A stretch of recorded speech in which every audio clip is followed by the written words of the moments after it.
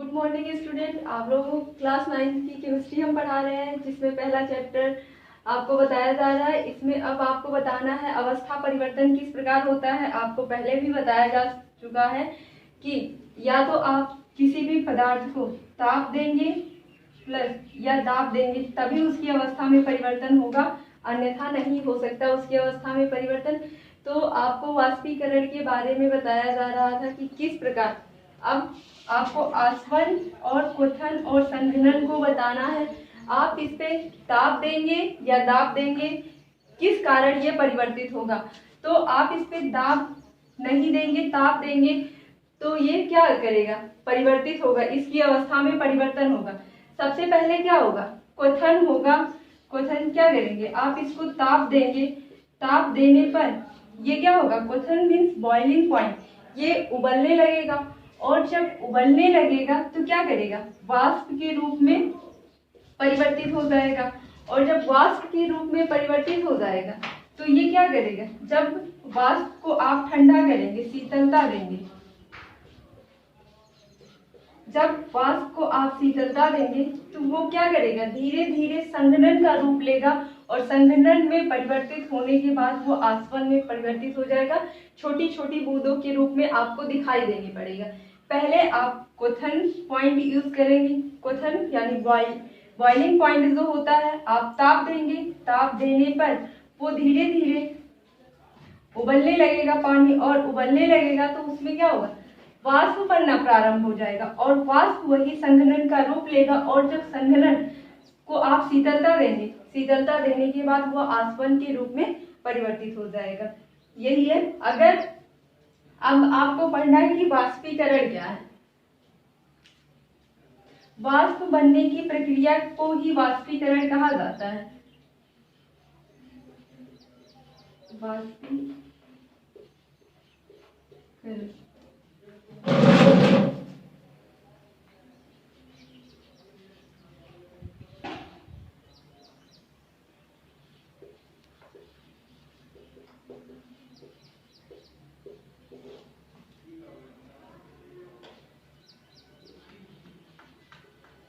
क्वथनांक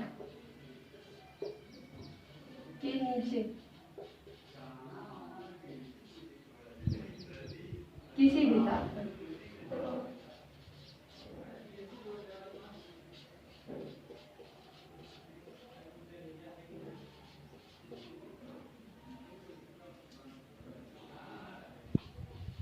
द्रव की सतह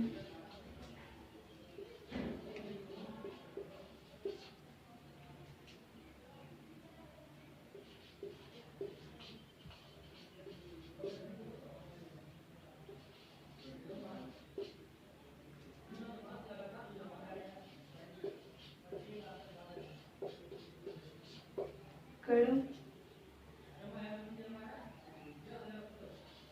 की वाष्प में परिवर्तन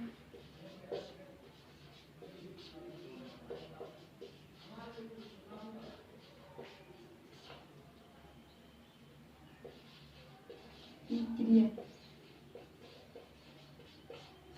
वाष्पीकरण कहलाती है।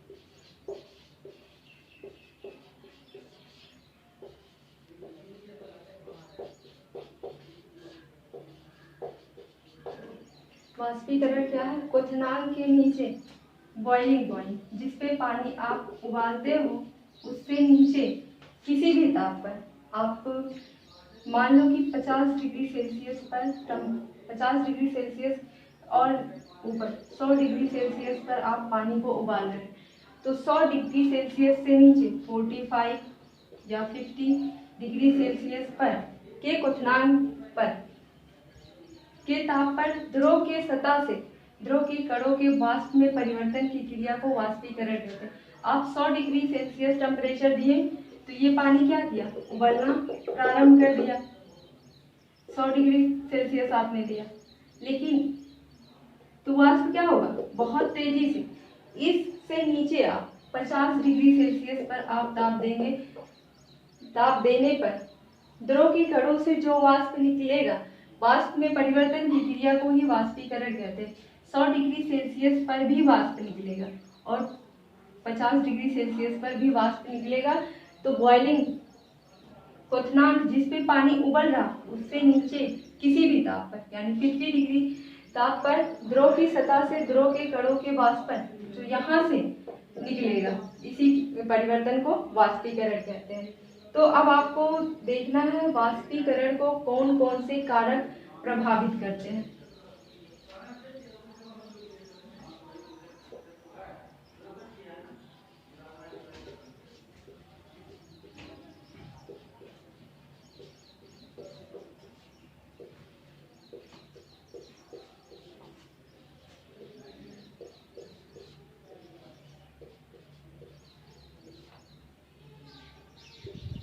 पहला, ताप। वाष्पीकरण को प्रभावित करने वाले कारक, पहला है ताप। अगर आप ताप को कम कर देंगे तो वाष्पीकरण की दर जो होगी कम हो जाएगी। अगर ताप को आप अधिक कर देते हो तो वाष्पीकरण की दर अधिक हो जाएगी। ये वाष्पीकरण को प्रभावित करने वाले कारक हैं। और अगर पृष्ठीय क्षेत्रफल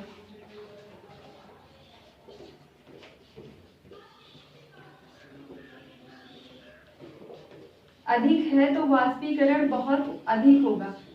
अगर आप इस पात्र में पानी को उबाल रहे हैं, गर्म कर रहे हैं और इस पात्र में गर्म कर रहे हैं, तो आपको पता होना चाहिए कि इसका पृष्ठीय क्षेत्रफल कम है और इसका पृष्ठीय क्षेत्रफल अधिक है। तो पृष्ठीय क्षेत्रफल का भी प्रभाव पड़ता है। जिसका पृष्ठीय क्षेत्रफल कम होगा उसमें वाष्पन की क्रिया कम होगी और जिसका पृष्ठीय क्षेत्रफल अधिक होगा उसमें वाष्पन की क्रिया अधिक होगी। और चौथा है वायुमंडल में आर्द्रता।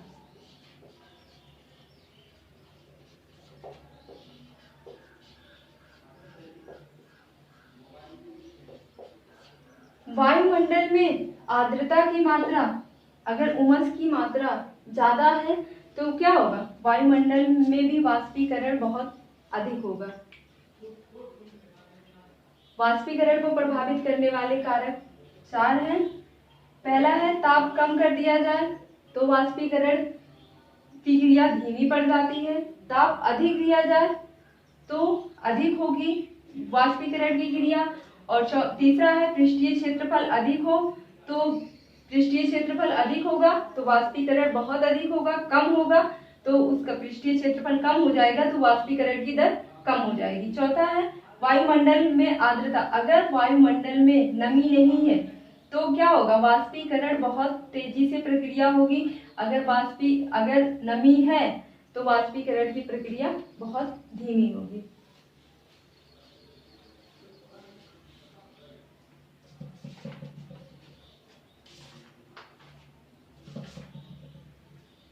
अब आपको पढ़ना है अणुगतिज सिद्धांत।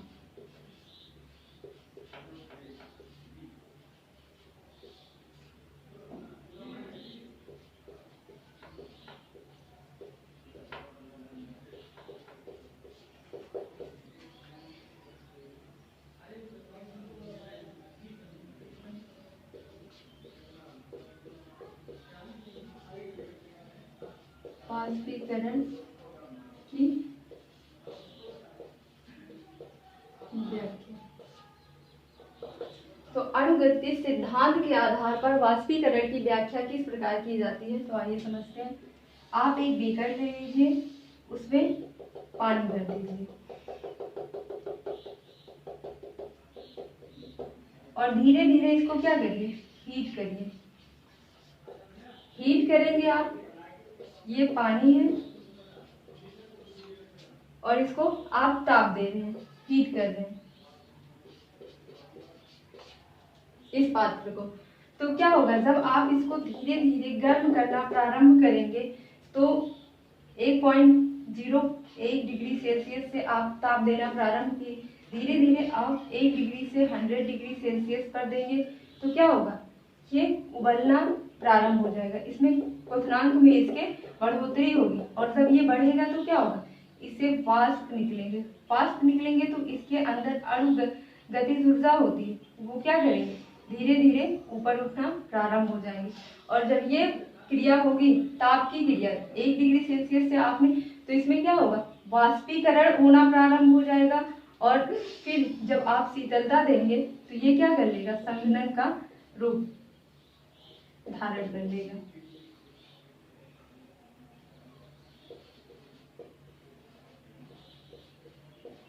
यही है अणुगति सिद्धांत के वाष्पीकरण की व्याख्या। आप किसी भी पात्र में पानी लीजिए, उसको पानी लेने के बाद आप उसको गर्म करना प्रारंभ कीजिए। आप 1 डिग्री सेल्सियस से ताप देना इस प्रारंभ करेंगे, धीरे धीरे आप ताप को बढ़ाएंगे तो 100 डिग्री सेल्सियस पर आप जो ताप देंगे तो क्या होगा, वो उबलना प्रारंभ कर देगा। और जब उबलने लगेगा तो क्या होगा, उसके अंदर गतिज ऊर्जा प्रारंभ होगी, उसके अणु जो होंगे एक दूसरे से टकराते रहेंगे, और टकराते रहेंगे तो क्या होगा, धीरे धीरे वाष्पीकरण की क्रिया प्रारंभ होगी। और जब वाष्पीकरण की क्रिया प्रारंभ होगी तो वाष्प होगा, और जब वाष्प को वातावरण में जाएगा, जब वाष्प वातावरण में जा रहा है तो उसको क्या मिल रहा है, थोड़ा सा शीतलता मिल रहा है। और शीतलता जब मिलेगा तो वो संघनन बनेगा, और संघनन के बाद क्या होगा, आसवन की रूप, छोटी छोटी बूंदों का रूप धारण कर लेगा। अब आपको पढ़ना है वाष्पीकरण तथा क्वथन में अंतर। वाष्पीकरण और क्वथन में क्या अंतर है।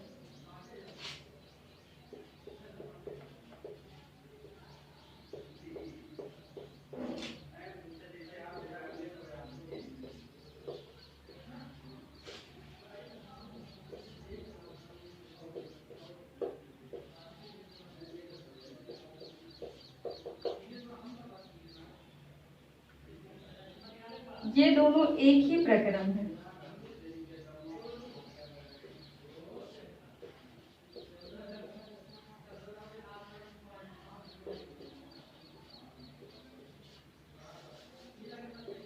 ये दोनों एक प्रक्रम है। क्वथन को आप जब, क्वथन किसे कहेंगे, बॉइलिंग पॉइंट, गर्म, जब आप पानी को गर्म करेंगे तो जब गर्म हो जाएगा और उससे भाप निकलना प्रारंभ हो जाएगा तो उसे, उस क्रिया को क्वथन कहेंगे। और वही जो भाप निकल रहा है उसे क्या कहेंगे, वाष्पीकरण कहेंगे। अगर आप ताप देते हैं तो ताप की क्रिया जो आप ताप दे रहे हैं उसको क्वथन कहेंगे, और क्वथन से जो भाप निकल रहा है उसे वाष्पीकरण कहेंगे।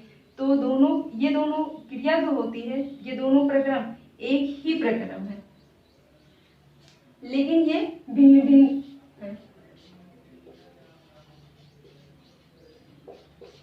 प्रक्रम तो दोनों सेम है। आप पानी को उबालोगे तो आप पानी को उबालोगे, हीट करोगे, गर्म करोगे, तो उसको क्या कहते हैं,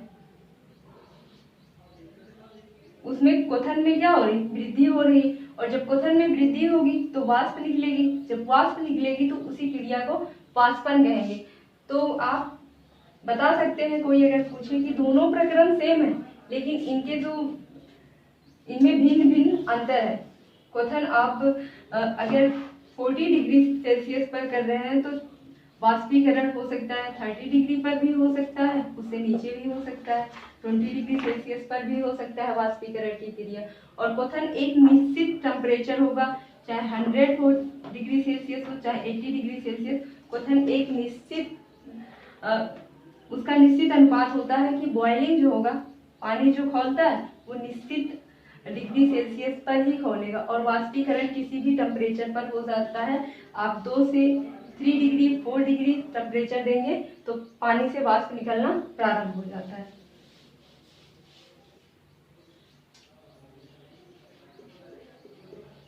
वाष्पीकरण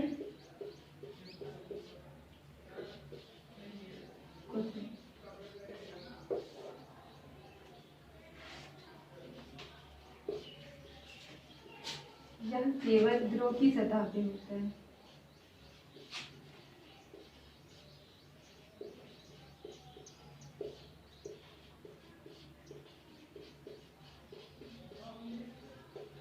वाष्पीकरण सिर्फ द्रव में होता है और अन्य पदार्थों में नहीं होता। जैसे ईंट में कहो आप कर दें कि ईंट भी वाष्पीकरण करेगा तो ऐसा नहीं होता। और यह संपूर्ण द्रव में करता है।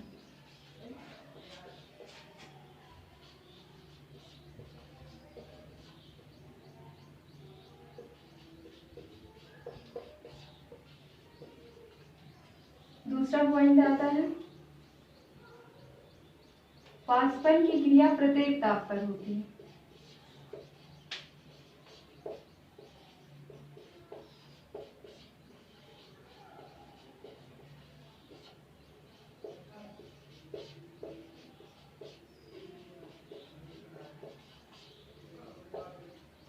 और यह प्रत्येक ताप पर नहीं होती, निश्चित ताप पर होती है।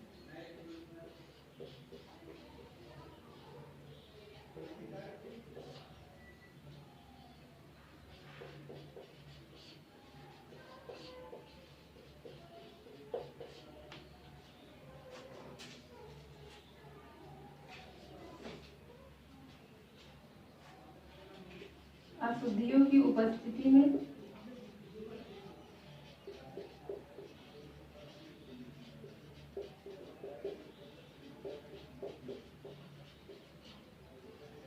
वाष्पन कम होता है।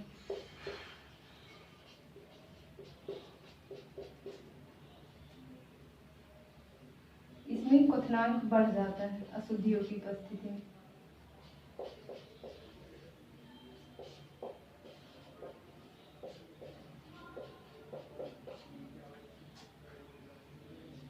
यह मंद प्रक्रिया है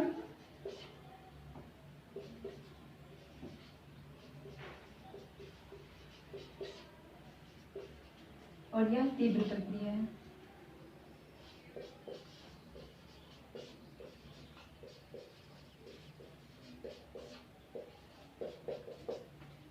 तो वाष्पीकरण और क्वथन में अंतर क्या है?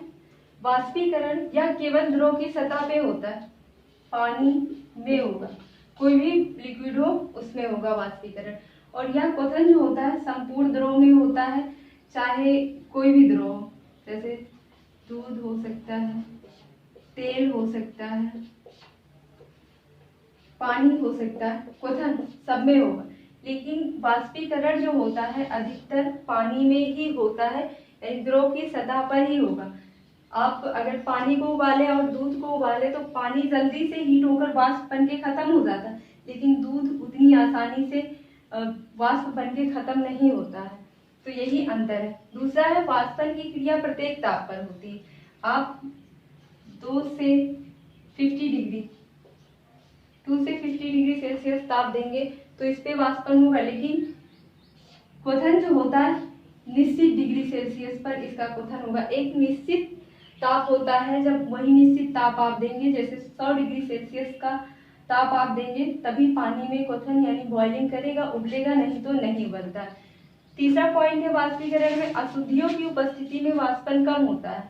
अगर उसमें अशुद्धियां मिला दिया जाए, जैसे नमक मिला दिया जाए, बालू मिला दिया जाए, तो क्या होगा? अशुद्धियां उपस्थित है द्रव में, तो वाष्पीकरण की दर जो होगी कम हो जाएगी, लेकिन क्वथन पर कोई प्रभाव नहीं पड़ता।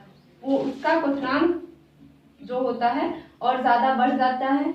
अगर वो 100 डिग्री सेल्सियस पर उबल रहा है तो वो 98 डिग्री सेल्सियस पर उबलना प्रारंभ हो जाएगा। चौथा है वाष्पीकरण में यह धीरे धीरे होती मंद प्रक्रिया। ये नहीं कि टेम्परेचर आप एकाएक 100 डिग्री सेल्सियस बढ़ा दिए तो बहुत जल्दी वाष्प बनना प्रारंभ हो जाएगा, ऐसा नहीं। जैसे आप धीरे धीरे टेम्परेचर देंगे उसी प्रकार धीरे धीरे मंद प्रक्रिया के द्वारा वाष्पीकरण होगा। और क्वथन तीव्र प्रक्रिया है। आप एकाएक 100 डिग्री सेल्सियस टेम्परेचर दे रहे हैं तो एकाएक क्या होगा?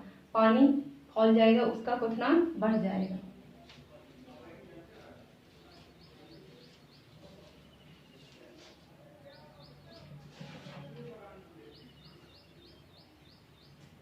अब आपको पढ़ना है वाष्पीकरण का प्रभाव।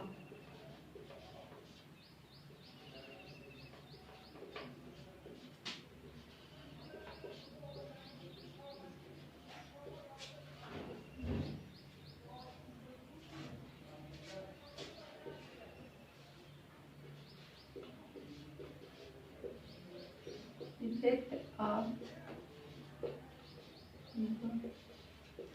evaporation.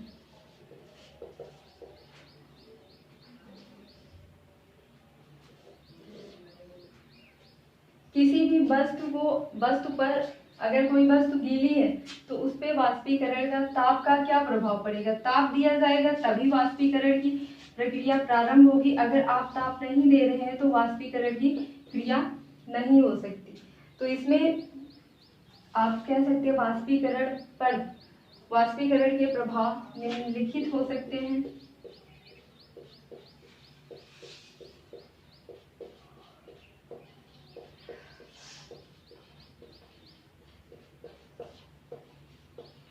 पहला है गीली चादर।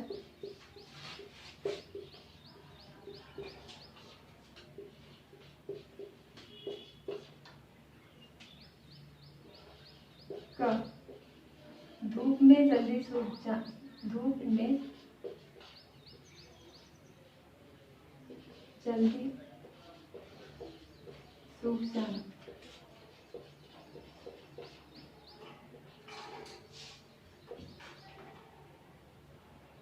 गीली चादर जो होती है धूप में जल्दी क्यों सूख जाती है? अगर आप चादर के बजाय ऐसे चादर को फोल्ड करके रख दें, मोड़ के रख दें और ऐसे चादर को फैला के रख दें तो क्या परिवर्तन होगा? ये क्या होगा? इसका क्षेत्रफल अधिक है,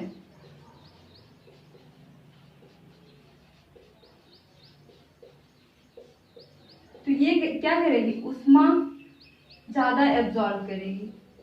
इसीलिए क्या होता है? धूप में चादर जल्दी सूख जाती है और इसका जो क्षेत्रफल है बहुत कम है। कम होने के नाते ये ऊष्मा को जल्दी एब्जॉर्ब नहीं कर सकती, ऊष्मा को कम एब्जॉर्ब करेगी, इसी कारण है ये जल्दी नहीं सूखेगा।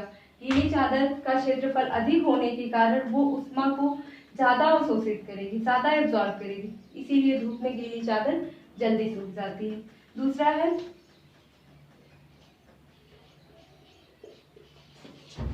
पानी से भरे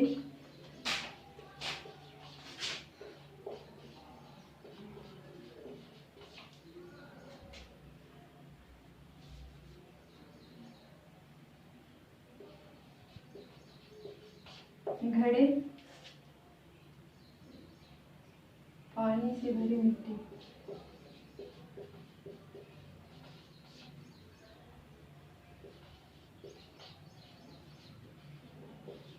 मिट्टी के घड़े की बाहरी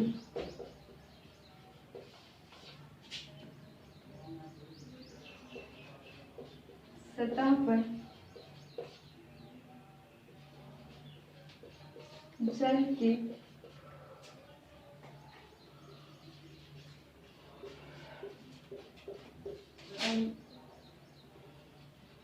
अणुओं का प्रकट होना।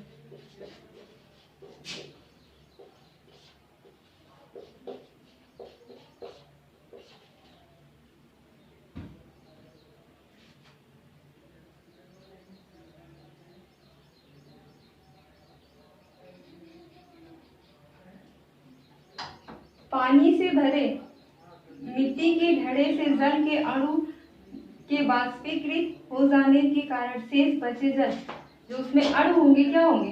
वाष्पीकृत हो जाएंगे। अणुओं के वाष्पीकृत होने के जो पानी से भरे मिट्टी के घड़े में की सतह पर जो अणु होंगे उनके वाष्पीकृत हो जाने के कारण जो उसमें बचा जल होगा उसमें वाष्पन की क्रिया होने लगी और उसका क्या होगा? टेम्परेचर, तापमान कम हो जाएगा। और जब तापमान कम होगा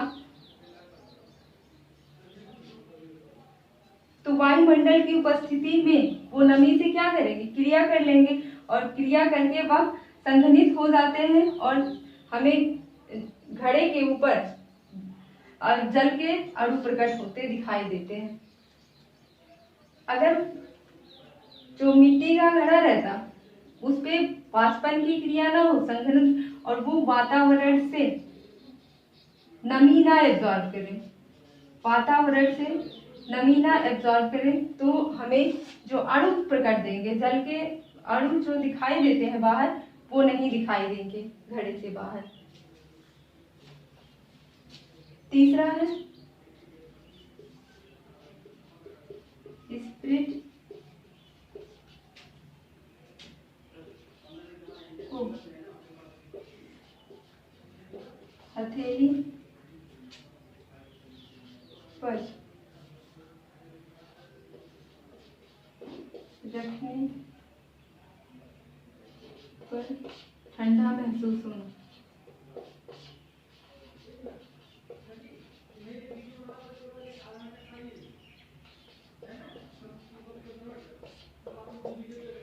जब आप स्प्रिट को हथेली पर रखते हैं तो आपको ठंडा क्यों महसूस होता है? क्योंकि जब आप हथेली पर स्प्रिट को रखते हैं, जो आप इनके कण हमारे, ये स्प्रिट क्या होती है, हमारे हाथ से उष्मा को शीघ्रता से एब्जॉर्ब कर लेती है, और जब शीघ्रता से एब्जॉर्ब कर लेगी, शीघ्रता से सोख लेती है।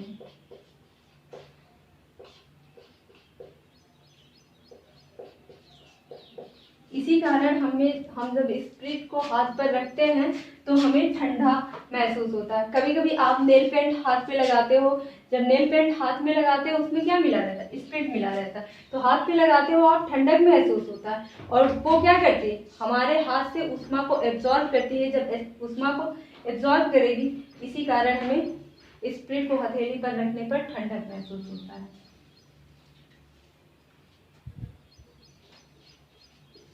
चौथा है गर्मी में सूती कपड़े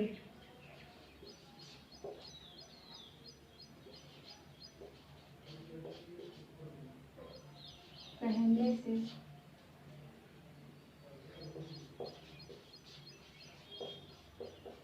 वाष्पीकरण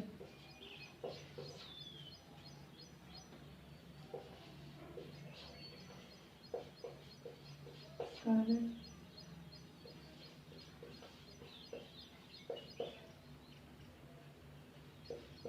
शीतलता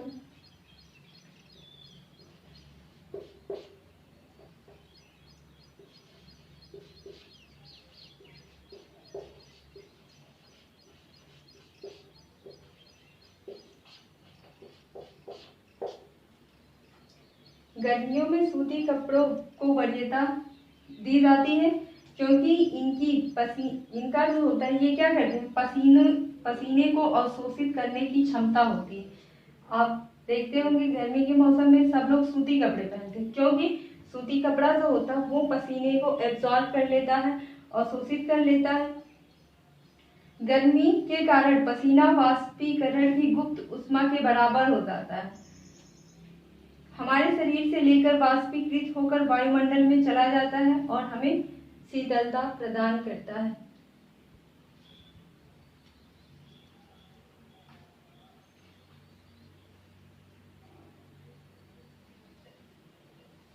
पांचवा है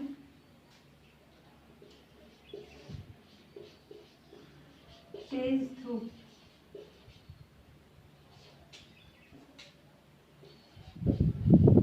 वाले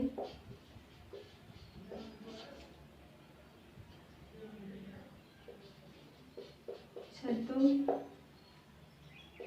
व खुले स्थानों पर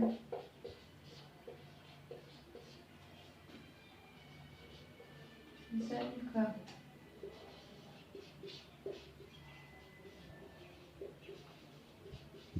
छिड़काव। तेज धूप, गर्मी के दिन में आप छतों व खुले स्थानों पर जल का छिड़काव क्यों करते हैं? इसलिए करते हैं क्योंकि वहां पर जो उष्मा होती है, उष्मा को जल क्या कर लेता है, पानी एब्जॉर्ब कर लेता है, अवशोषित कर लेता है, और जब उस पानी को अवशोषित कर लेता है तो वहां पे क्या दे जाता है, शीतलता दे जाता है। इसी कारण तेज धूप वाले दिन में छतों व खुले स्थानों पर जल का छिड़काव किया जाता है। ये लेसन आप लोगों का समाप्त हो गया। अब दूसरे दिन आप लोगों को कल बताया जाएगा कि लेसन 2 में क्या है, आपको क्या क्या पढ़ाया जाएगा। तो आज आपका पहला लेसन समाप्त हो गया, पहला चैप्टर।